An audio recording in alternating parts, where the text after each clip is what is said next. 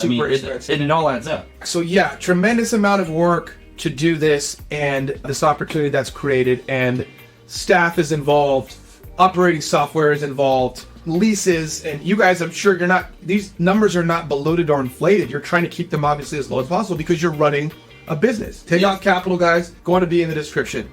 Yeah. Like and subscribe to the pod, guys. It helps people. Great guests like this sharing tips that have been hard-earned. Sean's paid tremendous amounts of money for coaching. He's walked through the learning curve. He's practiced this. The guy knows what he's talking about. Takeoff Capital, like and subscribe. It really helps the pod. Back to Yeah, so there's a lot that goes into it. And I'll even be honest so the last project we had was a $300,000 acquisition fee that's split between multiple partners.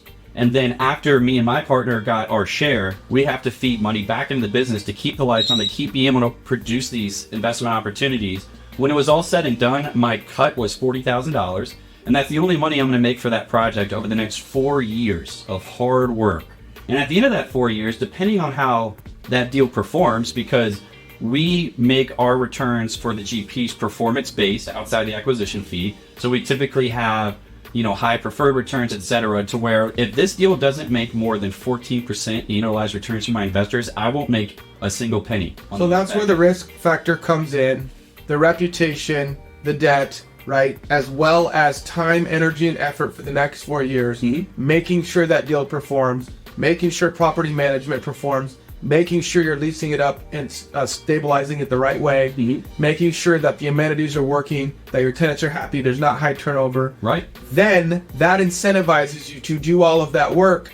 Therefore, you get paid. Yeah, 100%. Love it. And the preferred return, the pref, goes directly to the LPs first, so you are last in line to get paid. That's correct. And that is really good for the LPs because oftentimes, as Sean mentioned, you have other jobs, right? You don't want to do real estate as a full-time job, or maybe you do, but you make too much money as a doctor and you have a degree that it took you 12 years to get. Yeah. And so this is a great way for you to essentially have your money start to work for you with a team of guys that know what they're doing. And I think that's worth highlighting just briefly before we move on, is that keeping in mind that this is my job. This is my day job. This is how I make my money. I don't have a W-2 job. So that acquisition fee for these projects, after we cover expenses and it gets divvied out and everything like that, it's helping me survive until this deal gets to the finish line. It's not like it's making me wealthy and I'm buying G-Wagons and stuff like that with acquisition fees. So, I think that when people understand that, it makes a little more sense.